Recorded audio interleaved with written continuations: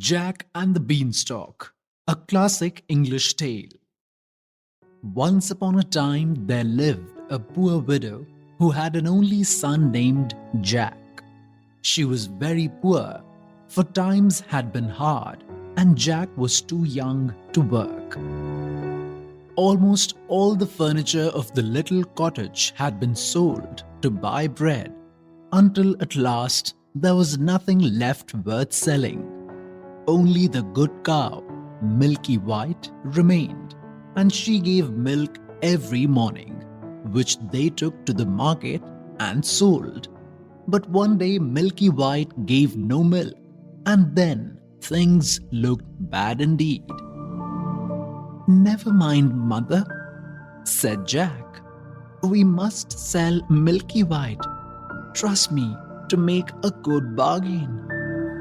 And away he went to the market. For some time he went along very sadly, but after a little he quite recovered his spirits. "I may as well ride as walk," said he.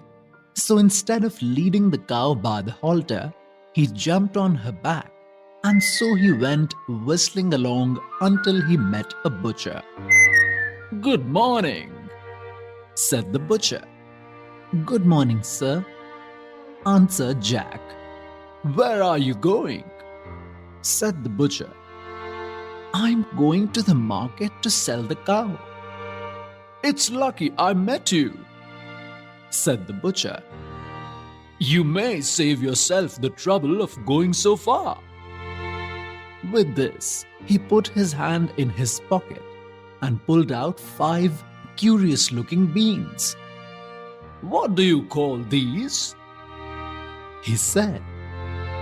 "Beans," said Jack.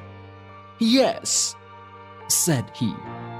"Beans, but they are the most wonderful beans that ever were known. If you plant them overnight, by the next morning they'll grow up and reach the sky. But to save you the trouble of going all the way to the market, I don't mind exchanging them for that cow of yours." "Done!" cried Jack, who was so delighted with the bargain that he ran all the way home to tell his mother how lucky he had been. But the poor widow was so disappointed to hear this. "Off to bed with you!" she cried, and she was so angry that she threw the beans out of the window into the garden. So poor Jack went to bed without any supper and cried himself to sleep. When he woke up the next morning, the room was almost dark, and Jack jumped out of bed and ran to the window to see what was the matter. The sun was shining brightly outside, but from the ground right up beside his window, there was growing a great beanstalk, which stretched up as far as he could see into the sky. "I'll just see where it leads to," thought Jack, and with that he stepped out of the window onto the beanstalk and began to climb upwards. He climbed up and up till after a time his mother's cottage looked a mere speck below. But at last the stalk ended, and he found himself in a new and beautiful country. A little way off there was a great castle with a broad road leading straight up to the front gate. But what most surprised Jack was to find a beautiful maiden suddenly standing beside him. "Good morning, ma'am," said he, very politely. "Good morning, Jack," said she. And Jack was more surprised than ever, for he could not imagine how she had learned his name.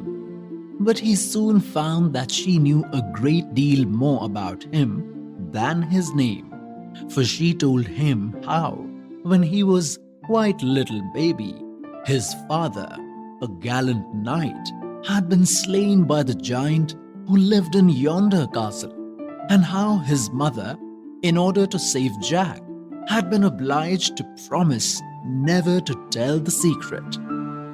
All that the giant has is yours, she said, and then she disappeared quite as suddenly as she came. She must be a fairy, thought Jack. As he drew near to the castle, he saw the giant's wife standing at the door. "If you please, ma'am," said he, "would you kindly give me some breakfast? I have had nothing to eat since yesterday." Now, the giant's wife, although very big and very ugly, had a kind heart. So she said, "Very well, little man, come in. But you must be quick about it, for if my husband, the giant, finds you here, he will eat you up, bones and all." So in Jack went, and the giant's wife gave him a good breakfast. But before he had half finished it, there came a terrible knock at the front door, which seemed to shake even the thick walls of the castle.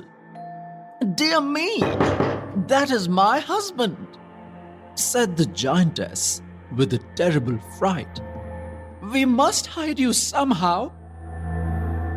And she lifted Jack up and popped him into the empty kettle. No sooner had the giant's wife opened the door than her husband roared out, "Fee, fee, fo, fum. I smell an Englishman. It's a boy, I'm sure it is." he continued. "Where is he? I'll have him for my breakfast." "Nonsense," said his wife. "You must be mistaken. It's the oxes you smell." So he sat down and ate up the greater part of the ox. When he had finished, he said, "Wife, bring me my money bags." So his wife brought him 2 full bags of gold, and the giant began to count his money.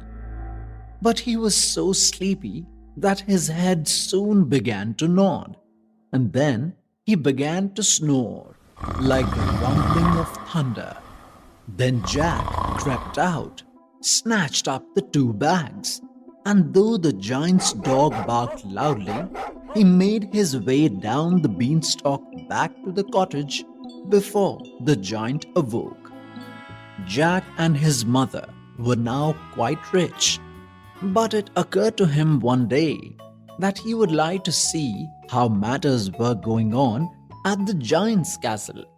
So while his mother was away at market, he climbed up and up and up and up until he got to the top of the beanstalk again. The giantess was standing at the door, just as before, but she did not know Jack, who, of course, was more finely dressed than on his first visit. "If you please, ma'am," said he, "will you give me some breakfast?" "Run away," said she, "or my husband, the giant, will eat you up, bones and all. The last boy who came here stole 2 bags of gold. Off with you." But the giantess had a kind heart, and after a time, she allowed Jack to come into the kitchen, where she set before him enough breakfast to last him a week. Scarcely had he begun to eat than there was a great rumbling like an earthquake, and the giantess had only time to bundle Jack into the oven when in came the giant. No sooner was he inside the room than he roared, "Fee, fee, For fun, I smell an Englishman. But his wife told him he was mistaken, and after breakfasting off a roasted bullock, just as if it were a lark, he called out, Wife, bring the little brown hen.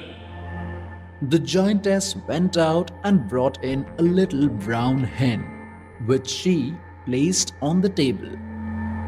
Lay, Said the giant, and the hen at once laid a golden egg. lay, Said the giant a second time, and she laid another golden egg. lay, Said the giant a third time, and she laid a third golden egg. that will do for today. Said he, and stretched himself out to go to sleep. As soon as he began to snore, Jack crept out of the oven, went on tiptoe to the table, and snatching up the little brown hen, made a dash for the door. Then the hen began to cackle, and the giant began to wake up. But before he was quite awake, Jack had escaped from the castle, and climbing as fast as he could down the beanstalk, got safe home to his mother's cottage. The little brown hen laid so many golden eggs that Jack and his mother had now more money than they could spend. But Jack was always thinking about the beanstalk, and one day he crept out of the window again and climbed up and up and up and up until he reached the top. This time, you may be sure he was careful not to be seen. So he crept round to the back of the castle, and when the giant's wife went out, he slipped into the kitchen and hid himself in the oven. In came the giant, roaring louder than ever. Fee, fee, for fun, I smell an Englishman. But the giantess was quite sure that she had seen no little boys that morning, and after grumbling a great deal, the giant sat down to breakfast. Even then, he was not quite satisfied, for every now and again he would say, Fee, fee, for fun, I smell an Englishman. and once he got up and looked in the kettle. But of course, Jack was in the oven all the time. When the giant had finished, he called out, Wife, bring me the golden harp. So she brought in the golden harp and placed it on the table. Sing, Said the giant, and the harp at once began to sing the most beautiful songs that ever were heard. It sang so sweetly that the giant soon fell fast asleep. And then Jack crept quietly out of the oven and, going on tiptoe to the table, seized hold of the golden harp. But the harp at once called out, Master! Master! And the giant woke up just in time to catch sight of Jack running out of the kitchen door. With a fearful roar, he seized his oak tree club and dashed after Jack, who held the harp tight and ran faster than he had ever run before. The giant, brandishing his club and taking terribly long strides, gained on Jack at every instant, and he would have been caught if the giant hadn't slipped over a boulder.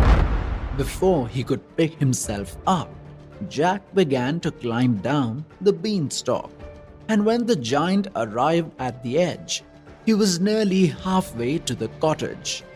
The giant began to climb down too, but as soon as Jack saw him coming, he called out, "Mother, bring me an axe!" And the widow hurried out with a chopper. Jack had no sooner reached the ground than he cut the beanstalk right into two. Down came the giant with a terrible crash, and that, you may be sure, was the end of him. What became of the giantess and the castle, nobody knows. But Jack and his mother grew very rich and lived happy ever after.